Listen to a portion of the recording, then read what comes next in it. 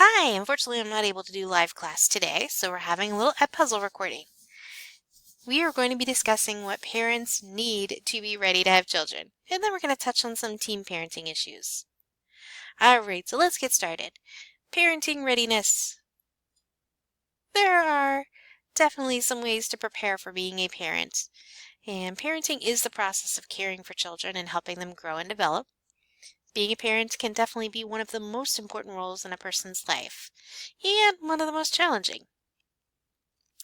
Anyone who does live or work with children can definitely benefit from knowing about child development and parenting, and it definitely requires knowing and understanding a child's needs and then meeting those needs.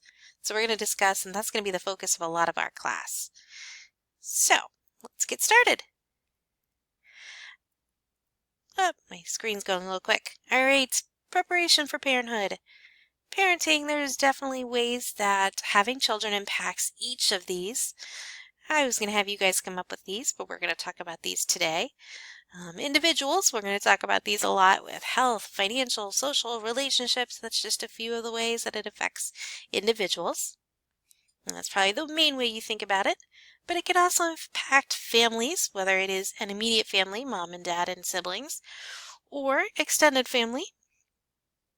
It can affect them financially, again with a job, time constraints, and different relationships. Again, whether that is a mom and dad's relationship or the relationship with extended family like grandparents or aunts and uncles, that can definitely be impacted when children arrive.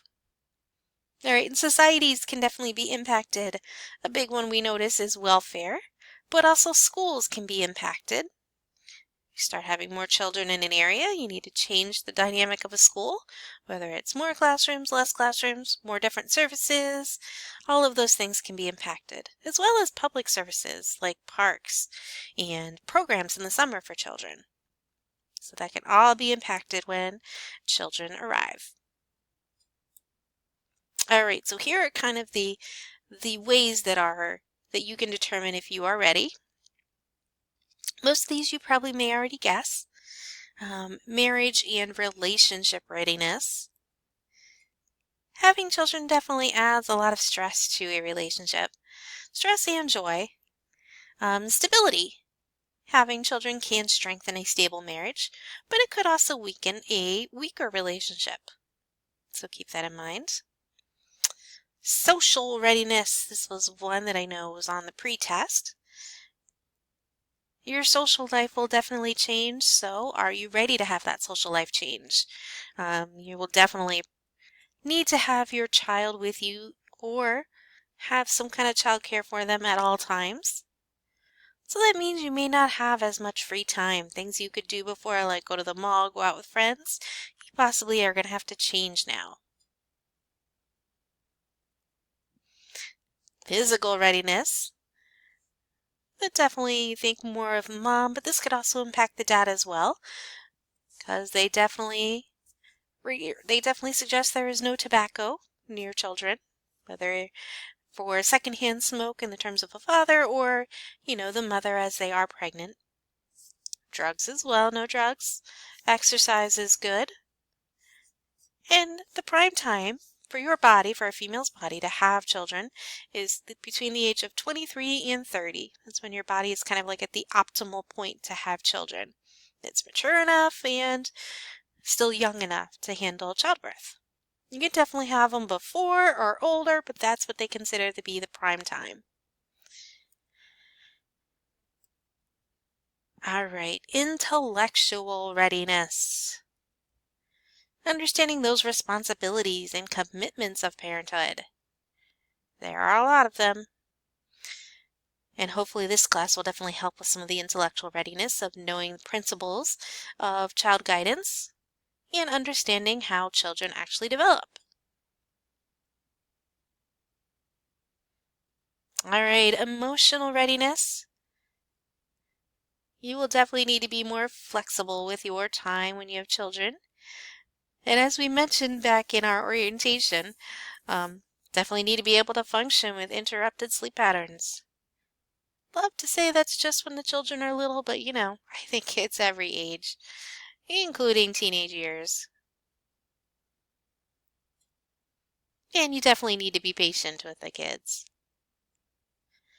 And of course, you need to share money, resources, and time with your child, all fitting into that emotional readiness. And you'll notice each of these readinesses kind of flow into each other.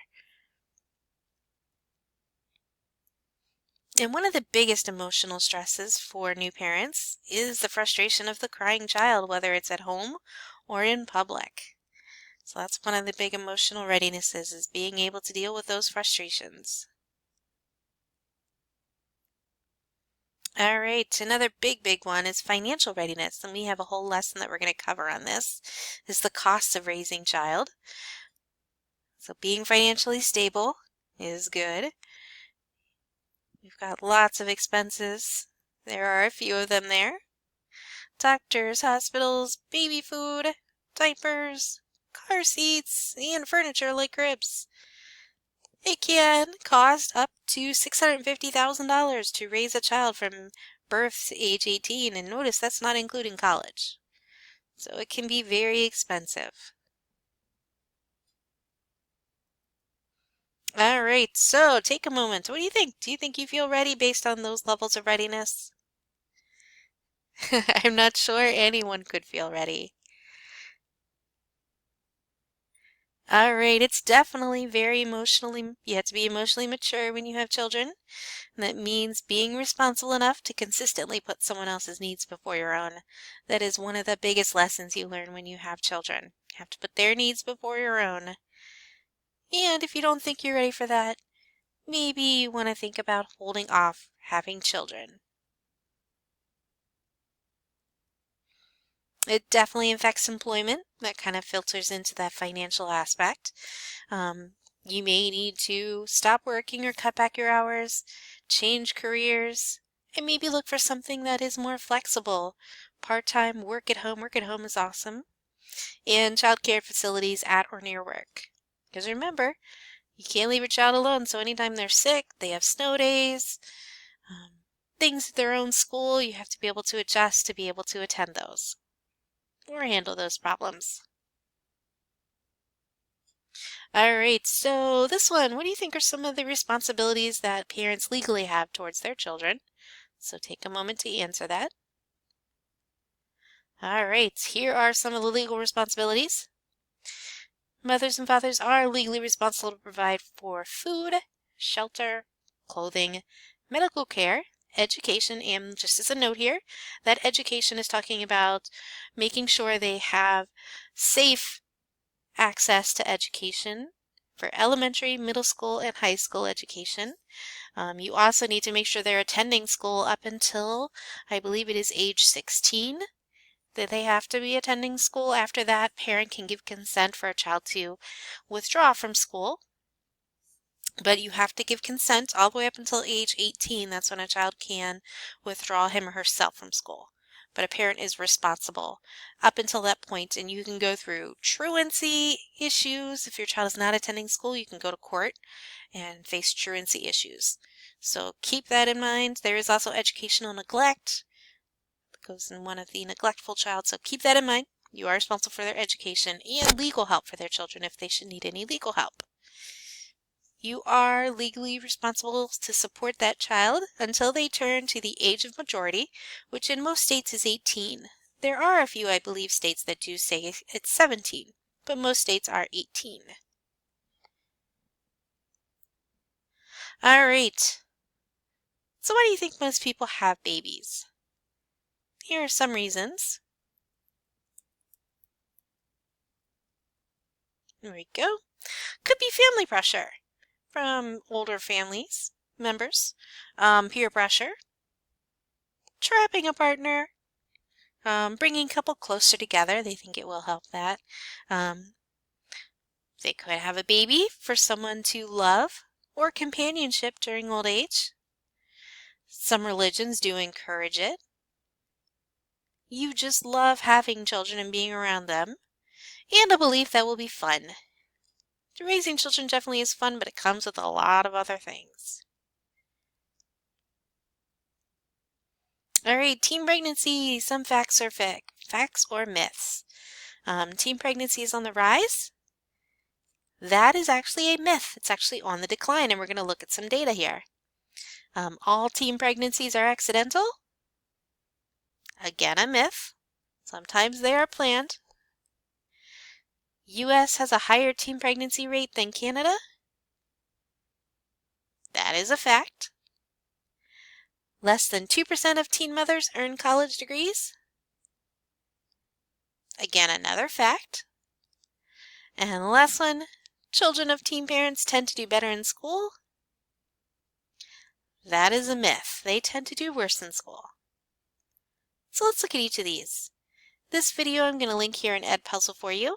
It goes through teen pregnancy from the show. There's a lot of shows out there that show teen pregnancy. So this girl addresses it, and you'll see other characters from the teen reality show. And they kind of address what reality is for teen pregnancy. So it's a really good video. I think this girl describes it really well. Births. Here we go. More data to support what I said about teen births being on the rise. It's actually on the decline. You can see here from 1991 to 2014. It definitely is on the decline. They have it separated here by race if you would like to see that. All right, which state do you think has the highest teen pregnancy rate? Go ahead and type it in Edpuzzle there. All right. Here is some teen pregnancy rates. You notice the darker ones are the highest percentage rates. So you can see there, Ohio kind of middle-ish, 38 to 49%. And this again is from 2016. Or I'm sorry, 2011. It was collected in 2016. Here are the states that had the highest pregnancy rates. New Mexico, Mississippi, Arkansas, Louisiana, Texas, and Oklahoma. The lowest rates in the United States, New Hampshire, Minnesota, Vermont, Massachusetts, and Utah. Kind of interesting. More than half of all mothers on welfare had their first child as a teenager. In fact, 2/3 of the families begun by a young unmarried mother live in poverty. Children who live apart from their fathers are 5 times more likely to be poor than children with both parents at home. The daughters of young teen mothers are 3 times more likely to become teen mothers themselves. And the sons of teen mothers are twice as likely to end up in prison. That is from that National Campaign to Prevent Teen Pregnancy, 2011. Here are some of the consequences of teen parents. You are, again, like we mentioned, less likely to complete high school. I know some of you guys are struggling with that right now. It's definitely difficult to juggle everything, homework and a baby. A higher rate of dependence on welfare. A higher rate of single parenthood. And more likely to have more children sooner on a limited income. They found that about 1/4 of teen mothers have a second child within 24 months of the first child, which can again further delay their ability to finish school or keep a job.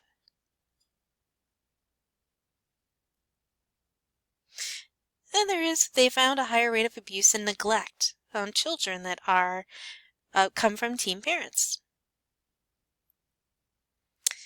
Some risks to teen mothers in particular, lower birth weights and premature babies, higher rate of learning disabilities. I'm sorry, this is actually risk to the children of teen mothers, sorry.